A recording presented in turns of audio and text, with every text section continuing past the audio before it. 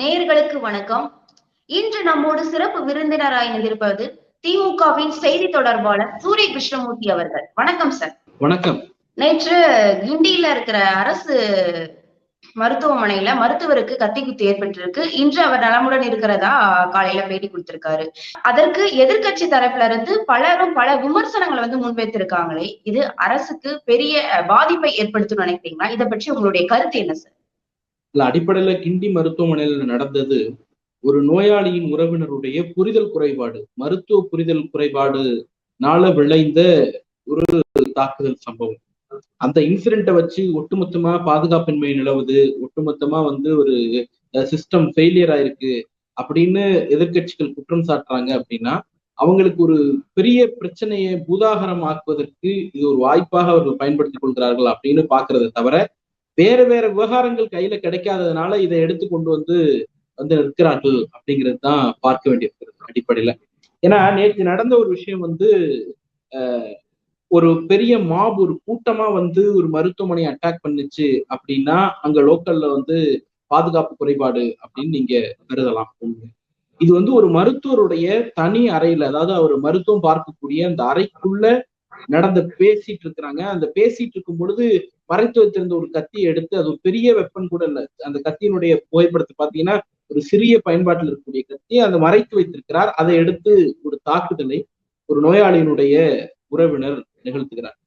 இப்ப இதுக்கு பாதுகாப்பு குறைபாடுன்னு நம்ம என்ன ஒவ்வொரு மருத்துவமனையிலும் மெட்டல் டிடெக்டர் போட்டு சோதிக்கக்கூடிய அளவிற்கு நம்மகிட்ட அதற்கான தேவை இதுவரைக்கும் பெரிதாக எழுந்தது கிடையாது. பல மருத்துவமனைகள்ல காவல்துறை இருக்கிறது. இந்த குறிப்பிட்ட மருத்துவமனையிலேயே புள்ளி செக்யூர்டான ஒரு மருத்துவமனை தான். அதை மீறி ஒரு மருத்துவருடைய தனி அறையில நடக்கக்கூடிய விபத்துகளால ஒட்டுமொத்த சிஸ்டமும் ஃபெயிலியர் ஆயிருக்கு அப்படின்னு சொல்றது அப்படிங்கிறது எதிர்கட்சிகளுடைய புரிதல் குறைபாட்டையும், அல்லது இந்த அரசுக்கு எதிராக எதை வைத்தும் அரசியல் செய்ய முடியவில்லை அப்படிங்கிற ஆற்றாமையினுடைய வெளிப்பாட்டையும் தான் காட்டுது. அதை தாண்டி அதுல ஒன்றும் கருதத்தக்க கருத்துகள் இல்ல ப்ரொடக்டிவா ஏதாவது கருத்து சொல்லியிருக்காங்க அப்படின்னா நீங்க சொல்லுங்க. உதாரணமா இப்ப இந்த மாதிரி தாக்குதல் சம்பவங்கள் நடைபெறாமல் தடுப்பதற்கு இன்னென்ன நடவடிக்கைகள்லாம் எடுக்கலாம் அப்படின்னு ஆலோசனைகளை அரசுக்கு சொல்லியிருக்காங்க அப்படின்னாலோ, இல்ல அரசை நோக்கி இந்தந்த கோரிக்கைகளை எல்லாம் வைத்திருக்கிறாங்க அப்படின்னாலோ, இல்ல இதெல்லாம் இந்த சம்பவத்துல அரசு தவறிடுச்சு, அதனாலதான் இந்த ஒரு தாக்குதல் நடந்திருக்கு அப்படின்னு குற்றச்சாட்டை எவிடன்ஸோடையோ கொடுத்திருக்கிறாங்க அப்படின்னா அது குறித்து விவாதிக்கலாம். இவங்க சொல்றது ஒரு பொதுவான குற்றச்சாட்டு. அதுல ஆலோசிக்கத்தக்க கருத்துக்கள் கிடையாது. குற்றச்சாட்டை நீங்க ஸ்பெசிபிக்கா இந்தந்த தவறுகளாலத்தான் அரசை நாங்க குற்றம் சாட்டுறோம் அப்படின்னு சொல்றதுக்கு இடம் இல்லை. அதனால அது ஒரு கருதத்தக்க கருத்தாவே எடுக்க வேண்டியது. குற்றவாளியா உடனடியாக கைது செய்யப்பட்டிருந்தாலும் அரசு மருத்துவமனையில அரசு மருத்துவருக்கே பாதுகாப்பு இல்லை அப்படின்னு சொல்லிட்டு பல தரப்புல சொல்லிட்டு இருக்காங்க. அது மட்டும் இல்ல, ஒரு படி மேலாக போய் விஜய் அவர்கள் அரசு ஊழியர்களுக்கு, வியாபாரிகளுக்கு, மக்களுக்கு கூட பாதுகாப்பு இல்லை அப்படின்னு சொல்லி தினம் தினம் இந்த மாதிரியான சம்பவம் தினம் தினம் சட்ட ஒழுங்கு சீர்கெட்டு இருக்கிறத நிரூபிச்சுட்டே வராங்க. அரசு சட்ட ஒழுங்கை பாதுகாக்கல அப்படின்னு சொல்லி சொல்றாங்க. இதை எப்படி பாக்க? இல்ல, ஒரு விஷயம், குற்றமற்ற சமூகம், ஒரு எஃப்ஐஆர் கூட பதிவாகாத ஒரு மாநிலம், அல்லது ஒரு குற்றச்செயல் கூட நடக்காத ஒரு சமூக சூழல் அப்படிங்கிறது யதார்த்தத்துல சாத்தியம் இல்லாதது. அது ஒரு உட்டோப்பிய கனவு. நடைமுறைக்கும் அதுக்கும் சம்மந்தம் இல்லை. சினிமால வேணா அப்படி நடக்கலாம், சினிமால கூட அப்படி நடக்கிறதுக்கான வாய்ப்பு கிடையாது. அடிப்படையில யதார்த்தம் அப்படிங்கிறது குற்றங்களை எப்படி கட்டுப்படுத்துறோம் அப்படிங்கிறது ஒண்ணு, குற்றங்களை எப்படி விரைவா நீதி பெற்றுக் கொடுக்குறோம், ஒரு குற்றத்துக்கு விரைவான நீதி எப்படி பெற்றுக் கொடுக்குறோம் அப்படிங்கிறது ரெண்டு. மூணாவது, சமூகத்தினுடைய பொது அமைதியை, பெரிய வன்முறை, பெரிய கலவரங்கள், இந்த மாதிரியான பொது அமைதியை எப்படி நிலைநாட்டுறோம் அப்படிங்கிற மூணு அடிப்படையில தான் ஒரு மாநிலத்தினுடைய சட்ட ஒழுங்கை நம்ம ஆய்வு பண்ணி பார்க்க முடியும். தமிழ்நாட்டினுடைய சட்ட ஒழுங்கு சூழலை பொறுத்த வரைக்கும் நீங்க பிற மாநிலங்களோடு ஒப்பிட்டு தமிழ்நாடு பெட்டரா இருக்கா ஒஸ்டா இருக்கான்னு பார்க்கலாம்.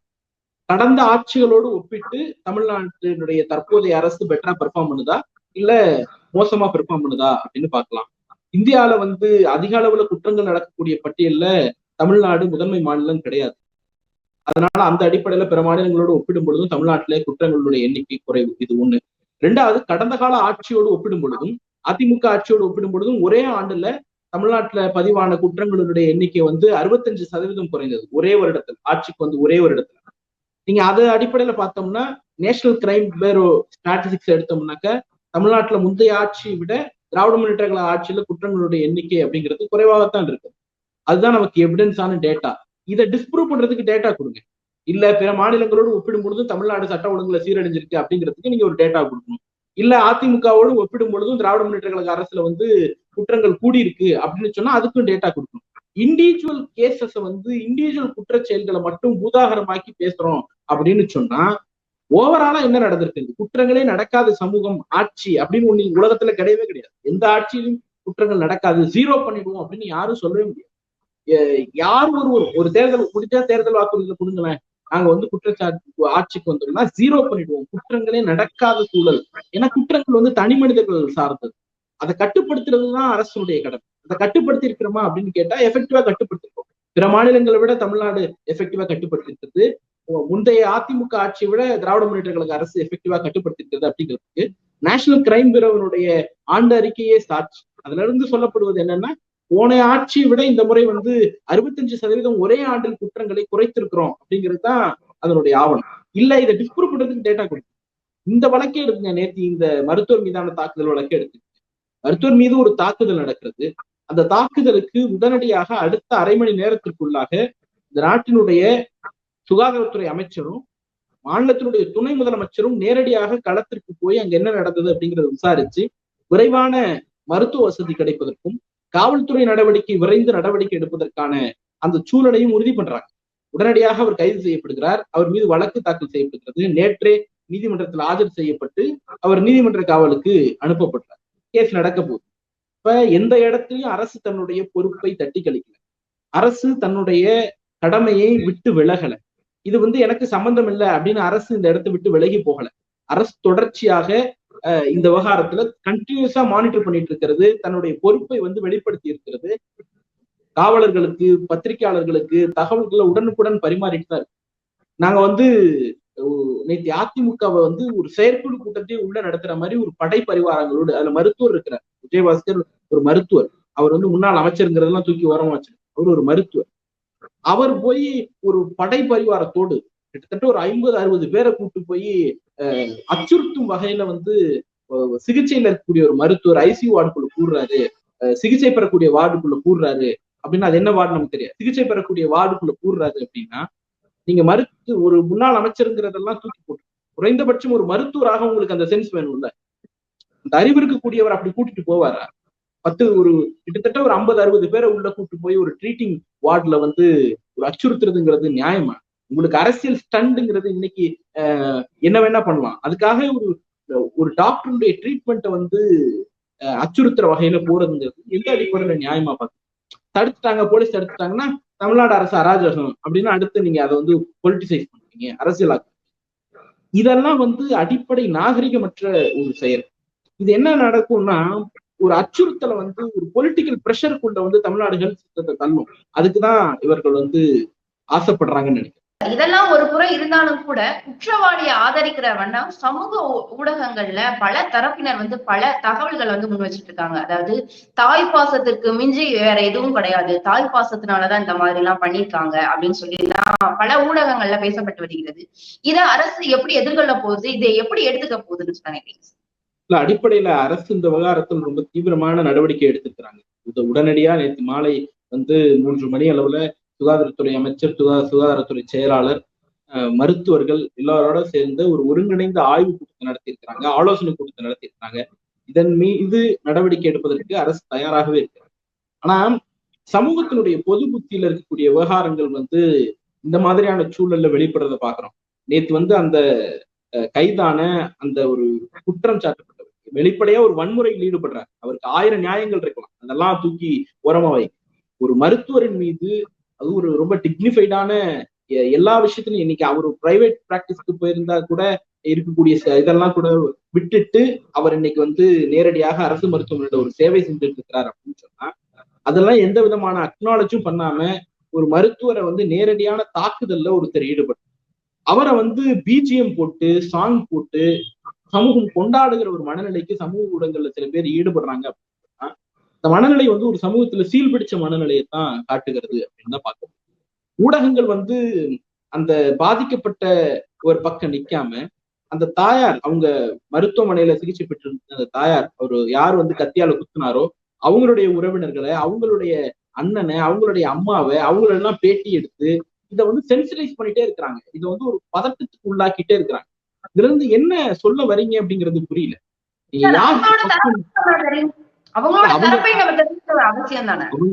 அவங்க தரப்ப ஊடகங்கள் ரிப்போர்ட் பண்றது அப்படிங்கறதுல எல்லாம் நான் குறையா சொல்லல. ஆனா அவங்க தரப்புன்னு சொல்லக்கூடிய விஷயங்கள் இருக்குல்ல, அது என்ன சொல்றீங்க? 18 நாள்ல என் கேன்சரை ட்ரீட்மெண்ட் பண்ணி சரி பண்ணல அப்படின்னு அந்த அம்மையார் சொல்றாங்க. அது அப்படியே கொஞ்சம் கூட எந்த டிஸ்கிளைமரும் இல்லாம அதை அப்படியே பப்ளிஷ் பண்றீங்க.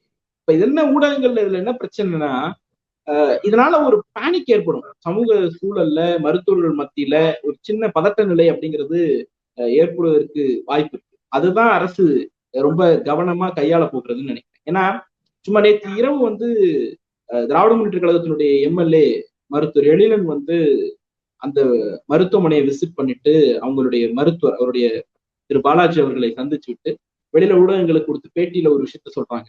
இந்த விஷயத்த சென்சிடைஸ் பண்ணாதீங்க அப்படின்னுட்டு ரெக்வெஸ்ட் பண்றாரு மக்கள்கிட்டையும் ஊடகங்கள்ட்டையும்.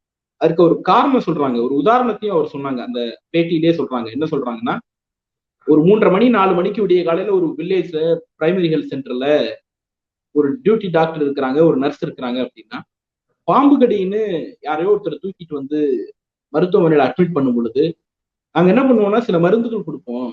அப்படி கொடுக்குறப்போ அதோடைய சைடு எஃபெக்ட்ஸ் என்னன்னு எங்களுக்கு தெரியும். அந்த சைடு எஃபெக்ட்னால அவருக்கு உடனடியா சில அலர்ஜிஸ் ஏற்படுது அப்படின்னா உடனே மருந்து தப்பா கொடுத்துட்டாங்கன்னு அந்த மருத்துவமனையை அடிச்சு நொறுக்கிறது, மருத்துவரை தாக்குறது அப்படின்னு இருந்தா, இந்த சென்சிடைஸ் ஆகும் பொழுது ஒரு டாக்டர் என்ன பண்ணுவாருன்னா ஒரு சேஃபர் சைடு எடுப்பாரு. ஒரு சின்ன ஃபர்ஸ்ட் எய்ட் மட்டும் பண்ணிட்டு ரெஃபர் பண்ணிடுவாரு ஹையர் ஹாஸ்பிட்டலுக்கு, தாலுக் ஹாஸ்பிட்டல் போங்க, டிஸ்ட்ரிக்ட் ஹாஸ்பிட்டல் போங்க அப்படின்னு ரெஃபர் பண்றக்கூடிய சூழல் வந்துருச்சு அப்படின்னா அதனால வந்து இந்த சிஸ்டத்துல வந்து அது ஒரு பெரிய பிரச்சனையை ஏற்படுத்தும் அப்படிங்கறத சொல்றாரு. அப்ப நீங்க இதை சென்சிடைஸ் பண்ண மருத்துவர்கள் வந்து ஒரு சேஃபர் ஹேண்ட் எடுப்பாங்க. ஒரு சேஃபர் சோனுக்குள்ள போயிட்டு இல்ல இதெல்லாம் நான் ட்ரீட் பண்ண மாட்டேன் அப்படிங்கிற ஒரு மனநிலைக்கு வந்தாங்க அப்படின்னா அது எவ்வளவு பெரிய ஆபத்தாகும்.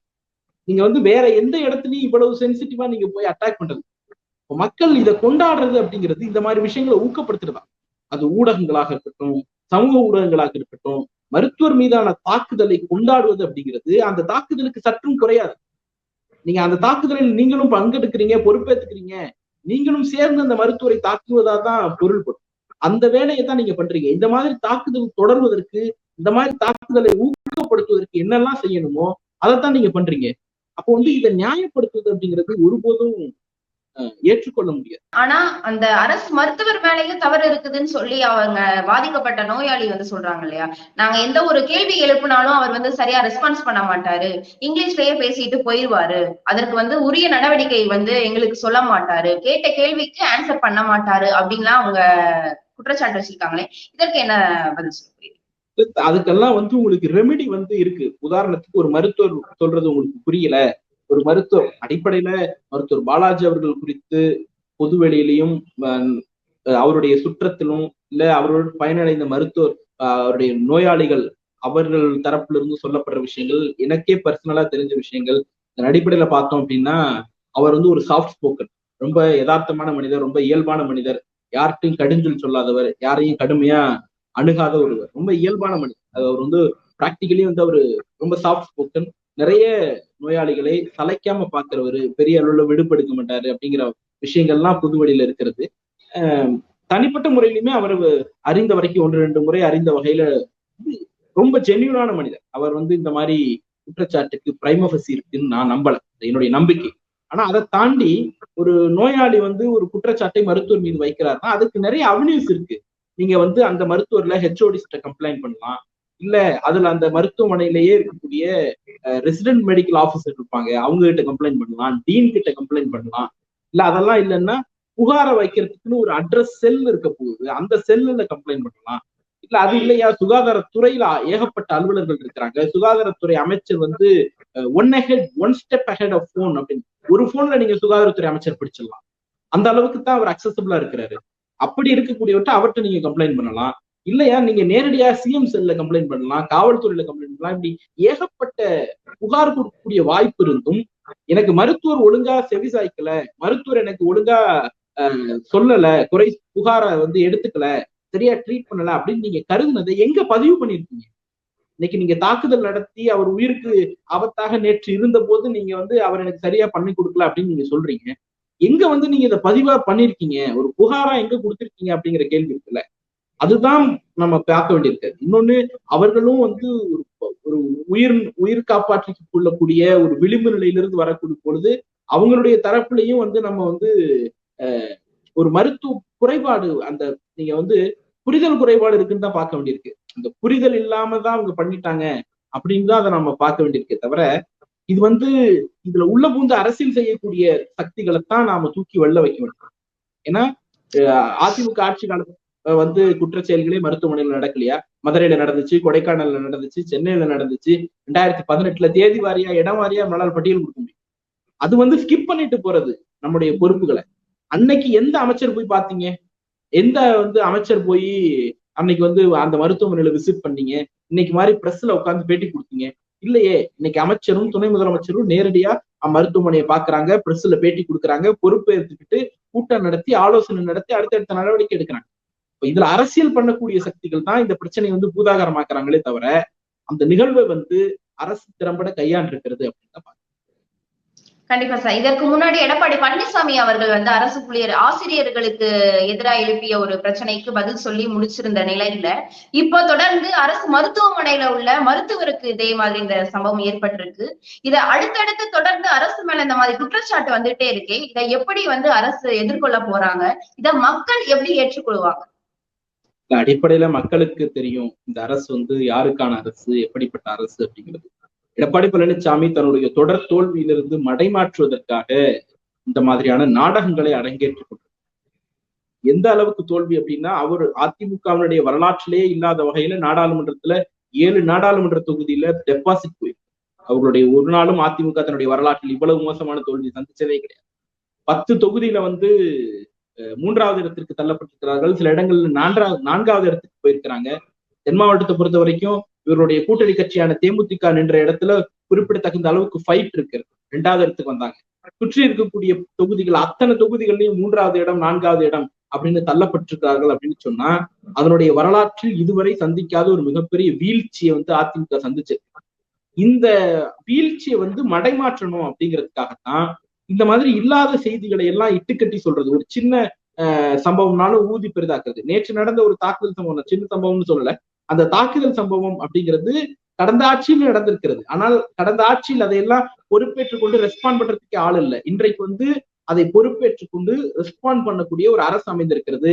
அதை தாண்டி இவங்க குற்றம் சாட்டிக்கிட்டே இருப்பாங்க அப்படிங்கிறது வந்து ஏற்றுக்கொள்ள முடியாதா? தன்னுடைய தோல்விகளை மடைமாற்றுவதற்காக அவர் செய்து கொண்டிருக்கிறார். அரசு ஊழியர்கள் பத்தி பேசணும்னா இவருக்கு என்ன அக்கறை வருது அப்படின்னு தான் கேட்க வேண்டியிருக்கிறது. இவர் சொல்லலையா, தமிழ்நாட்டுல வந்து ஏறக்குறைய 99% பேர் அரசு ஊழியர் அல்லாதவர்கள் தான், 1% தான் அரசு ஊழியர் இருக்கிறாங்க. அவங்களுக்கு வந்து 60-67% நிதியை செலவு பண்றோம், 8-9% நிதியை தான் பொதுமக்களுக்கு செலவு பண்ண வேண்டியதா இருக்கு.